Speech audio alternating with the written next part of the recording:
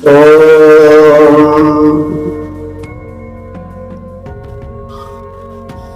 प्रेमियों, सुधी श्रोताओं,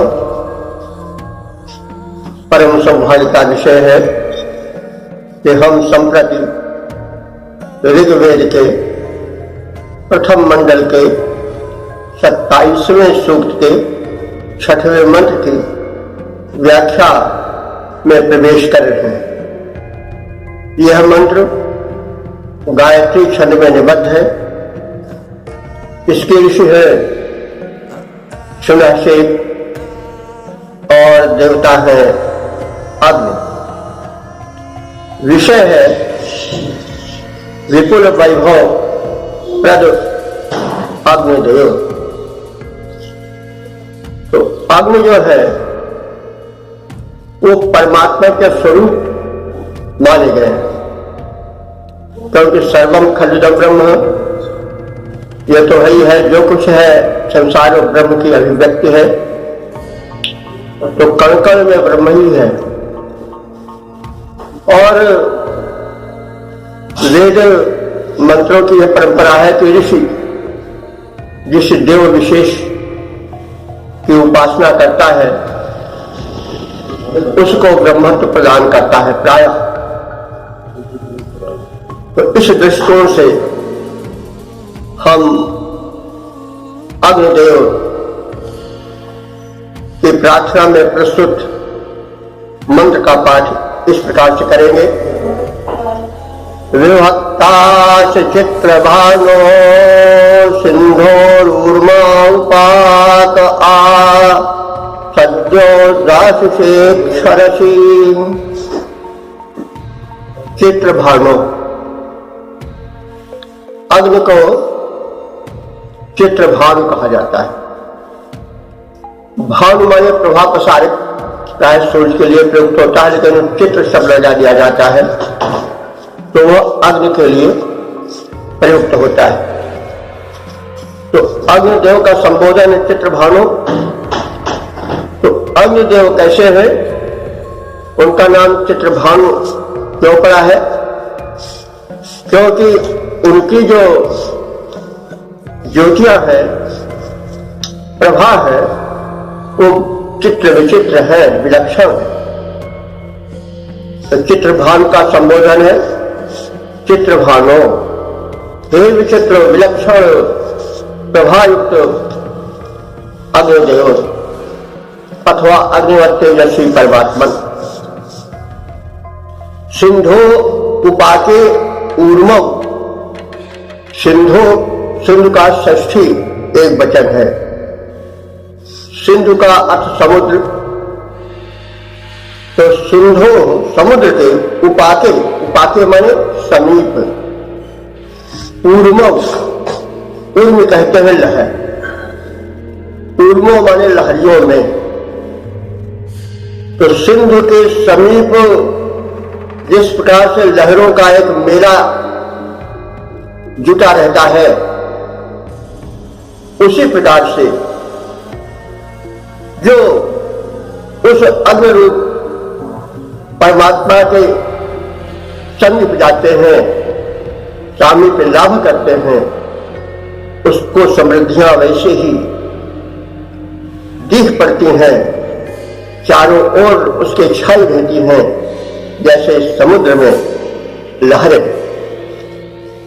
तो सिंधो उपाके ऊर्मो, समुद्र के समीप उठने वाली अनंत लहरियों की भांति विभक्ता ऐसी। तो विभिन्न ऐश्वर्यों के रूप में विभक्त हो। मैंने तुम्हारा ही ऐश्वर्य हमारे चारों ओर बिखरा दिख पड़ रहा है। दासुषे सद्यः क्षरसी, दासुषे कहते हैं दाता यजमान, जो अग्नि कर्म द्वारा लोक कल्याण बन जाता है। यज्ञ कर्म करके अपने दान प्रक्रिया को बार बार दोहराता रहता है, उसके लिए तुम सद्यः क्षरसि, सद्यः माने शीघ्र ही, क्षरसि माने क्षरण करने लगते हो, यानी वृष करने लगते हो। किसकी वृष करने लग जाते हो? धन धान्य की, ऐश्वर्य की। तो हव्यदाता यजमान के हितार्थ उसे समृद्ध बनाने हेतु तुम तत्काल ही ऐश्वर्यों की वृष्टि करने लग जाते हो, अर्थात व्यापक रूप में ऐश्वर्य प्रदान करते हो। ये तुम्हारा वैशिष्ट है। तो हे अग्निदेव, तुम विचित्र हो, आभा से परिपूरित हो। तुम अपने उपासकों को विविधि ऐश्वर्यों की तरंगों से वैसे ही परिपूरित कर देते हो। भक्त को समृद्धियों की तरंगें वैसे ही परिलक्षित होने लग जाती हैं जैसे समुद्र के किनारे बैठे हुए को अनंत सागर से उठती हुई उर्मियां दिखाई पड़ती हैं। तो उपासक तुम्हारा विविध समृद्धियों से, संपन्नताओं से, सफलताओं से घिर जाता है। चारों ओर उसके समृद्धि छिड़कने लगती है। ऐसी आपकी महिमा है। आप समृद्धि के वृष्टि करता। तो इस प्रकार से अग्निदेव की महत्ता वर्णन किया है मंत्रद्रष्टा ऋषि ने, और बताया है कि वह अग्निवत तेजस्वी परमात्मा अपने उपासक के हितार्थ उसके परितः चारों तरफ समृद्धियों का जाल बिछा देता है। वो जिधर दृष्टि उठाता है उधर समृद्धि दिखाई पड़ती है। तो इसलिए प्रत्येक व्यक्ति को यज्ञ कर्म करना चाहिए, और जब वो यज्ञ कर्म करेगा तो उसे समृद्धि दिखाई पड़ेगी। जो देता है वही पाता है। तो यज्ञ का व्यापक अर्थ हम ध्यान में रखें। हमारा जीवन निष्क्रिय रहो, शुभ यज्ञ कर्म से अथवा कर्म यज्ञों से परिपूरित रहे, और फिर मांगना नहीं पड़ेगा। समृद्धियां तुम्हारे चारों तरफ छिड़कने लगेंगी, अपना स्वरूप प्रदर्शित करने लगेंगे। यह ऋषि का संदेश है। अब हम इसका छंदोबद्ध प्रारूप देख लें। हे परम विलक्षण दिव्य देव, हे परम विलक्षण दिव्य देव, तुम प्रचुर द्रव्य के दाता हो, तुम प्रचुर द्रव्य के दाता हो। सागर के तट पर रहता है, सागर के तट पर रहता है जो जमघट लहरों का भारी। तुम में भी है विरसित वैसे समृद्धि अतुल मंगलकारी, समृद्धि अतुल मंगलकारी। वे दाता जो शुभ कर्मों की आहुतियां दिव्य चढ़ाते हैं, वे दाता जो शुभ कर्मों की आहुतियां दिव्य चढ़ाते हैं। हे देव प्रबल, हे देव प्रबल, वे सब तुमसे ऐश्वर्य अतुल पा जाते हैं, ऐश्वर्य अतुल पा जाते हैं। तत्काल कर्म फल के दायक, तत्काल कर्म फल के दायक लायक जीवन निर्माता हो। हे परम विलक्षण दिव्य देव, तुम प्रचुर द्रव्य के दाता, तुम प्रचुर द्रव्य के दाता। प्रियात्मन वेद प्रेमियों, सुधी श्रोताओं, संप्रति हम ऋग्वेद के प्रथम मंडल के 27वें सूक्त के 7वें मंत्र की व्याख्या में प्रवेश कर रहे हैं। यह मंत्र गायत्री छंद में निबद्ध है। मंत्र दृष्टा ऋषि है सुनाचे, और देवता है अग्नि। अग्नि का स्वरूप हम पहले जान चुके हैं, विशेष कहने की आवश्यकता नहीं।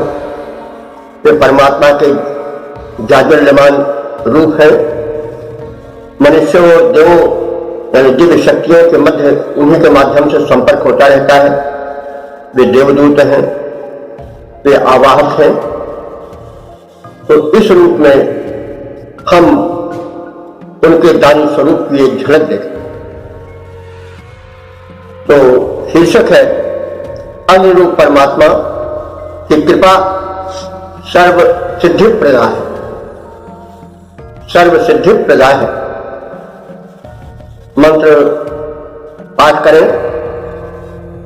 ओम यमग्ने पितृ वर्तमवा वाजेषु यम गणाः शयन्ता शाश्वती ऋषः।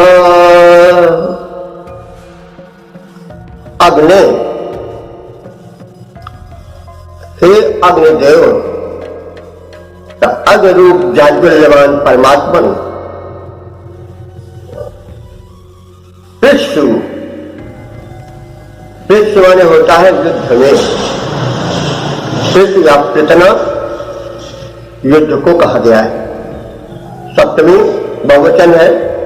पृष्ठ माने युद्धों में। यम मर्त्यम अवाह। यम माने जिस, मर्त्य माने मरणशील मानव अर्थात मनुष्य की अवाह तुम रक्षा करते हो। अब माने रक्षा होता है। तो युद्ध में जिस मनुष्य की तुम रक्षा करते हो, साथ से संचालन युद्ध क्षेत्र में युद्ध तो है ही, साथ ही साथ जीवन भी एक युद्ध है। तो जीवन युद्ध तो सदैव चलता रहता है, जब से जन्म हुआ और मरण पर्यंत। तो हम जहां युद्ध शब्द आवे, संग्राम शब्द आवे, वहां हम उसका अर्थ जीवन युद्ध से भी ले सकते हैं। तो हे अग्नि, हे जाज्वल्यमान परमात्मन, तुम मानवों को विश्व युद्धों में, जीवन युद्धों में यम मर्त्यम अवाह जिस मानव के रक्षक बन जाते हो। यम बाजेषु जुनाह, यम माने जिसको, बाजेषु माने युद्धों में, जुनाह माने प्रेरित करते हो, युद्धों में जाने के लिए प्रेरित करते हो। अथवा बाज माने शक्ति भी होता है, शक्ति अर्जन के लिए प्रेरित करते हो। अथवा बाज माने अन्न भी होता है, जैसे अन्न या धन धान्य की प्राप्ति के लिए उद्योग हेतु प्रेरित करते हो, उत्साहित करते हो। सह वह तुम्हारा प्रेरित, तुम्हारा उपासक मानव शाश्वती ईशाहयंता। शाश्वती माने निरंतर विद्यमान रहने वाला, कभी क्षीण न होने वाला। ईशा माने अन्न धन वैभव, यंता माने प्राप्त करता हो जाता है।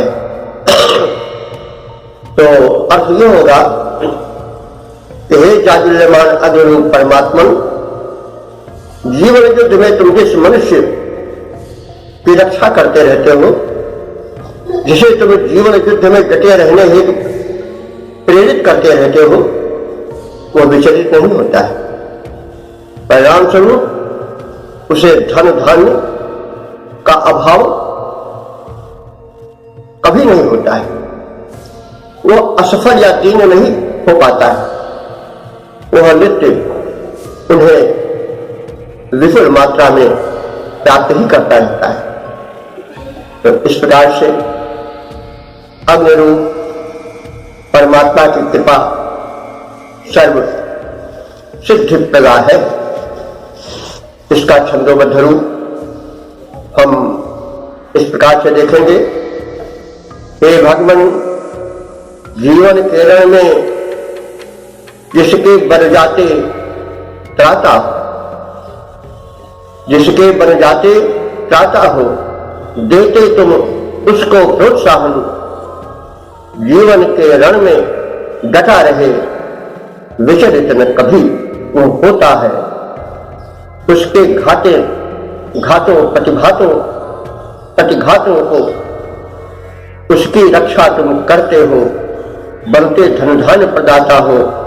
हे भगवान, जीवन के रण में जिसके बन जाते त्राता हो, जिसके बन जाते त्राता हो, देते तुम उसको प्रोत्साहन। जीवन के रण में डटा रहे, विचलित न कभी हो। उसके प्रतिघातों को सदा सहे, उसकी रक्षा तुम करते हो, बनते धन धान्य प्रदाता हो। हे भगवान, जीवन के रण में जिसके बन जाते त्राता हो। प्रियात्मन, वेद प्रेमियों, सुधी श्रोताओं, संप्रति हम ऋग्वेद के प्रथम मंडल के 27वें सूक्त के 8वें मंत्र की व्याख्या में प्रवेश करने जा रहे हैं। यह मंत्र गायत्री छंद में निबद्ध है। इसके दृष्टा ऋषि है सुनासेब और देवता है अग्नि।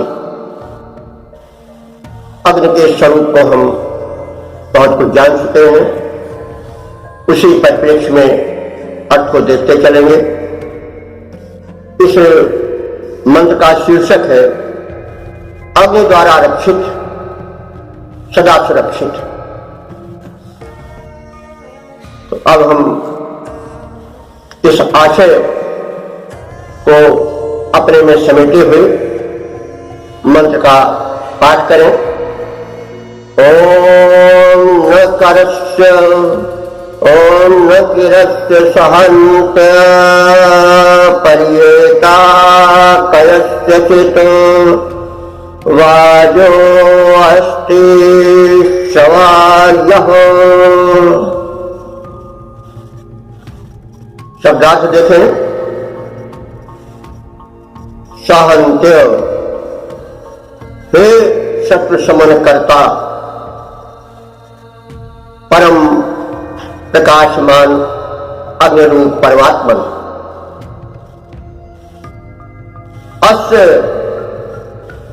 अस्य माने इसके, यानी इस उपासक के, कयसचित तुम्हारे भक्त का, पर्येता माने घेरने वाला, ना कि कोई भी नहीं। घेरने का मतलब हुआ घेर करके पराजित करना, मारना पीटना, दंड देना, अनिष्ट करना आदि। तो हे शत्रु शमन करता परमात्मन, अग्निवत तेजस्वी हो, परम शक्ति संपन्न हो और साथ ही साथ भक्त वत्सल, जो तुम्हारे उपासक को शत्रुभाव से घेर कर उसे अनिष्ट पहुंचाना चाहता है, वह कभी सफल नहीं हो सकता है। वाजा शवाय्यः अस्ति, तुम्हारी प्रेरणा से, तुम्हारी कृपा से, वाजा माने शक्ति, उस तुम्हारे उपासक में ऐसी शक्ति आ जाती है, शवाय्यः, कि वह बहुत चर्चित हो जाती है। चारों ओर कहने लगते वह है इसके बराबर कौन है। तो वाजा शवाय्यः, उस तुम्हारी उपासक के पास जिसके ऊपर तुम्हारी कृपा दृष्टि रहती है, उसके पास श्रवणीय माने बहुत चर्चित, चारों ओर सुनी जाने वाली शक्ति का समावेश हो जाता है। और इस प्रकार से वह अजय हो जाता है, कीर्तिमान हो जाता है, सुप्रसिद्ध हो जाता है और उसका कोई बाल बांका नहीं कर सकता है। तो इसी बात को तुलसीदास जी ने बड़े विश्वास के साथ कहा है कि सिंह की चाट सके जगतासु, बड़ रखवार रमापति जासु। उसकी सीमा, उसके अधिकार क्षेत्र को कोई क्या अधिकृत कर सकेगा, क्या क्षत पहुंचा सकेगा, जिसकी रक्षा स्वयं भगवान करते हैं। तो ये बात अलग है कि कहीं रमापति कह दिया गया, कहीं शिव कहा गया, कहीं देवी कहा गया। तो उस सत्य का विभिन्न नाम विभिन्न मतोतांतरों में, धर्म संप्रदाय में कहा गया है, किंतु कहने से उसमें परिवर्तन नहीं आता है। सूर्य तो सूर्य ही रहेगा, अग्नि तो अग्नि ही रहेगी। उसको किसी रूप में, किसी भाषा में, किसी प्रकार से देख लो, वैसे बात परमात्मा की है। वैदिक ऋषि से अग्नि रूप में देख रहा है, और वह अग्नि नहीं जो हम लोग ऐसे देखते हैं। अग्नि का अर्थ हुआ जिसमें उन्नायक शक्ति हो। अग्नि में अग्नि स्वयं ऊंच बनता है, ऊपर उठता रहता है, लेकिन साथ साथ जो उसके संपर्क में आता है उसको भी ऊपर उठा देता है। जल तो निम्नगामी होता है, उसकी गति अधोगति होती है, सदैव नीचे को ढलता है, लेकिन जब अग्नि का, तेज का, उच्च का संपर्क पा जाता है तो वाष्पित होकर के ऊर्ध्वगामी बन जाता है। धरती के आकर्षण शक्ति को पराजित करके वो ऊपर उठ करके बादल बन जाता है, जीवनदाता बन जाता है। तो कहने का मतलब कि परमात्मा की अपार शक्ति की छाया में जो जीवन बिताता है, जो उसकी उपासना करता है, उसका सामिप्य लाभ करता है, वह अजेय हो जाता है। उसको कोई पराजित नहीं कर सकता है, कोई घेर कर कष्ट नहीं पहुंचा सकता है। वह सदैव संरक्षण द्वारा सुरक्षित रहता है। तो इस प्रकार से भगवत कृपा का जो अग्नि के रूप में यहाँ है, उसके विषय में बात कही गई है। हे शत्रु शमन करता भगवान, तुम अग्नि रूप में यदि प्रमाण हो, तुम जिसके संरक्षक बन जाते हो उसे घेर कर कोई पराजित नहीं कर सकता है, क्योंकि उसके पास बहुत चर्चित शक्ति तुम्हारी कृपा से आ जाती है। तो इस भाव को छंदोबद्ध रूप में इस प्रकार से देखा जा सकता है। हे शत्रु शमन भगवन, तुम जिसके सदा सहायक बन जाते। हे शत्रु शमन करता भगवन, तुम जिसके सदा सहायक बन जाते, उसको बहुचर्चित बल मिलता, उसको बहुचर्चित बल मिलता, जिसके तुम नायक बन जाते, जिसके तुम नायक बन जाते। उसको न घेर पाता कोई, उसको न घेर पाता कोई, ललकार न उसे सुना पाता, उसका अनिष्ट कर सकने का साहस कोई न जुटा पाता, उसको न गिरा पाता कोई, उसको न गिरा पाता कोई, जिसके उन नायक बन जाते, जिसके उन नायक बन जाते। हे शत्रु समन, हे शत्रु समन करता भगवान, जिसके तुम सदा सहायक बन जाते, तुम जिसके नायक बन जाते।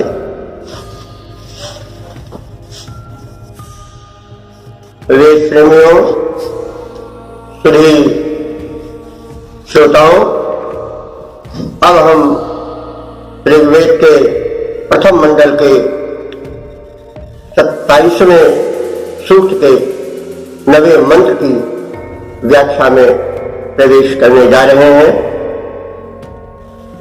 यह मंत्र गायत्री छंद में निबद्ध है। इसके दृष्टा से सुना से और देवता है अग्नि। शीर्षक है अग्नि रूप तेजस्वी परमात्मा जीवन संग्राम में विजय। इस आशय को अपने में समेटे हुए मंत्र इस प्रकार से है। सवाजम ओम सवाजम विश्व चर्षणि वदभिर्स्तुरस्तता सवाजम विश्व चर्षणि रवदभिरस्तु तरुता विप्रेभिरस्तु सनिता। फिर से मंत्र को देख लें। सवाजम विश्व चर्षणि रवदभिरस्तु तरुता विप्रेभिरस्तु सनिता। विश्व चर्षणि सह, विश्व चर्षणि माने चर्षण कहते हैं प्रजा को और चर्षण कहते हैं दृष्टा को। ये विशेषण है अग्नि रूप परमात्मा का। सह वह विश्व चर्षणि, विश्व को कहते हैं संपूर्ण को। चर्षण माने देखने वाला, वो सर्वदृष्टा है अथवा संपूर्ण विश्व में संपूर्ण भी होता है, संसार भी होता है। वह संपूर्ण संसार की प्रजाओं का पालक। देखिए यह वैदिक वैशिष्ट्य है कि वो कभी नहीं कहता है कि वो केवल एक संप्रदाय विशेष का, एक विचार विशेष का रक्षक है। नहीं, वो चर्षण जो कुछ की प्रजाएं हैं, कहने को मतलब जड़ चेतन जो कुछ भी सृष्टि में विद्यमान है उसके द्वारा उत्पन्न किया गया है। वो सबका संरक्षक है, सबका देखभाल करने वाला है और सबका पिता है, सबका राजा है, सबका शासक है, सबको समान दृष्टि से देखने वाला है।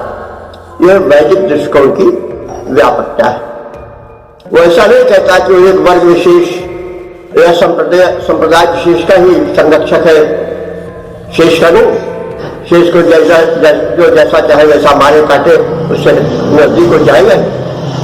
कहीं कहीं कुछ धर्मों में उसकी गलत व्याख्या करने वाली जो कुछ भी जैसा भी हो, परमात्मा को एक घेरे में बांध देते हैं और कहते हैं बस वो उसी घेरे में जो रहेंगे उन्हीं का रक्षक है। शेष का वो शत्रु है, जो चाहे उसको मारे, वो तो पापी है, वो अधम है, उसका संहार हो, उससे कोई मतलब नहीं। तो यह धर्म की अत्यंत संकुचित व्याख्या है और संभवतः धर्म के उस ओरिजिनेटर ने, उस जन्मदाता ने संप्रदाय विशेष के यह भाव अपने में रखा। और लेकिन व्याख्या का जो उसकी व्याख्या करते हैं वो कभी कभी उस भूल पर उतर आते हैं जो कि मूल से बिल्कुल भिन्न। तो यहां पर कहा गया कि विश्व चर्षण है, संपूर्ण संसार के जितने जड़ चेतन प्राणी हैं वो सब उसकी प्रजा रूप में, वो सबका देखभाल करने वाला रखवाला है। सब मम प्रिय सब मम उपजाए, सब मेरे प्रिय हैं, सब मेरे बनाए हुए हैं, उत्पन्न किए हुए, सब मेरी संतान है। तो इसमें मंत्र में यही बात कही गई है कि संपूर्ण सचराचर प्राणी उस जाज्वल्यमान अग्निवत प्रकाशक उन्नायक परमात्मा की संतानें हैं, सब उसकी प्रजाएं हैं। वो सर्वद्रष्टा है, सबको देखने वाला है, सबका रखवाला है। तो वो हमारे लिए क्या करे? वो यह करे कि अरवत भी, अरवत कहते हैं घोड़े, अश्व, और अरवत भी माने अश्व द्वारा। वाजम, वाज कहते हैं संग्राम को। वाज के कई अर्थ होते हैं, बताते आते हैं। बाज माने अन्न भी होता है, बाज माने शक्ति भी होता है, बाज माने युद्ध भी होता है, बाज माने बल विक्रम भी होता है। तो जो व्याख्याता है अथवा श्रोता है अथवा पाठक है, उनको प्रसंगानुकूल अर्थ लगा लेना चाहिए। तो ऐसा समझ परमात्मा सचराचर जगत जिसकी प्रजा है, संतान है, वह अरवद भी अश्वों द्वारा वाजम युद्ध को तरुता अस्तु पार कर देने वाला बने हो। मतलब थोड़ा हमको कुछ व्याख्या में आगे बढ़ना होगा कि केवल जो शस्त्रास्त्रों से लड़ा जाता है वह युद्ध ही नहीं, बल्कि हमको जीवन युद्ध में वह विजय दिलाने वाला हो। और अरवत से यहां तात्पर्य होगा, इंद्रियों को अश्व कहा गया है स्थान स्थान पर। वे घोड़ी की तरह बलवान है और तीव्र गतिशाली है, ये सब जानते हैं, कहने की आवश्यकता नहीं है। तो हमारे जो इंद्रिय अश्व है, जो वेगशाली है, प्रबल बलशाली है, वे हमें युद्ध में विजय दिलाने वाले हो। यानी हमारी इंद्रियां हमको कहीं गड्ढे में ढकेल दें, बल्कि हमें जीवन संग्राम में विजय दिलाने, वे हमें बहुत दूर तक सफलता दिलाते जाए और अंत में परमात्मा से मिलन में सहायक बन जाए। तो ये आशय इसका निकाला जा सकता है। तो हम अपने जीवन संग्राम में या जो भी संग्राम हो, जिस कोट का हो, उसमें विजय पाए, साथ ही साथ हम ज्ञानी भी बने और ज्ञानियों की संगति करें और ज्ञानोन्मुख हमारी इंद्रियां बने। क्योंकि यदि ज्ञान नहीं रहता तो अज्ञान रहता है, और अज्ञान में, अंधकार में सत्य का कूपपात भी हो सकता है, मानिए कुएं में या गड्ढे में भी गिर सकती है और उससे अपूरणीय क्षति भी हो सकती है। इसलिए ज्ञान की भी आवश्यकता है। इसलिए ऋषि कहता है कि हमें बलशाली इंद्रियों के साथ साथ ही विप्रे भी, माने ज्ञानियों के साथ विप्र होता है। विशेष रूप में प्रजानाति विप्र, जो विशेष ज्ञानी है वो विप्र है। उनके साथ सरिता अस्तु, सरिता कहते हैं धनप्रद, धन प्रदायक हो, यानी हमारे कार्य व्यापार जो हो वो ज्ञानियों के साथ जुड़े हो, और इस प्रकार से हम ज्ञान का धन वैभव भी प्राप्त करें और सांसारिक लौकिक धन वैभव भी प्राप्त करें। हम इसका सपाटा से इस प्रकार से देखें, परमात्मा मानव मात्र का पूज्य हितैषी है और सब उसकी प्रजाएं हैं, संतानें हैं। जीवन संग्राम में वशीभूत, सुनियंत्रित, वह हमको इंद्रिय रूप अश्वों द्वारा विजय प्रदान करने वाला बनाए, हम विजय प्राप्त करें और मेधावी पुरुषों द्वारा प्रशंसित हुए देव हमें भी अपने उत्तम कृत्यों द्वारा प्रशंसित बनाए और ऐसे तेजस्वी अग्निरूप परमात्मा हमें अभीष्ट बड़े मन चाहा फल प्रदान करने वाला बने, फल प्रदान करने वाला हमारे हेतु बन जाए और हमें भी देने योग्य बनाए।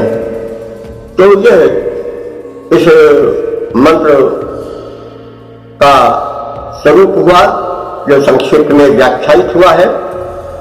अब हम इसके छंदोबद्ध रूप का अवलोकन करें।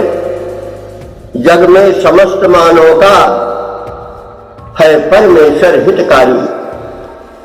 जग में समस्त मानव का है परमेश्वर हितकारी, वह जीवन विजय प्रदायक है हम सबका उपकारी। वह जीवन विजय प्रदायक है हम सबका उपकारी। जीवन संग्राम चल रहा, जीवन संग्राम चल रहा, दुर्जय दुर्जय जो बड़ा भारी। सुनियंत्रित इंद्र अश्व द्वारा हो विजय हमारी। सुनियंत्रित इंद्र अश्व द्वारा हो विजय हमारी। जो है प्रबुद्ध मेधावी, जो है प्रबुद्ध मेधावी, प्रभु की स्तुति करते हैं वे सर्व समर्थ सदा ही। सबके संकट हरते हैं, हमको अभीष्ट फल देकर, हमको अभीष्ट फल देकर कर दे सब भांति सुखारी। जग में समस्त मानव का है परमेश्वर हितकारी। वह जीवन विजय प्रदायक है हम सबका उपकारी, है हम सबका उपकारी।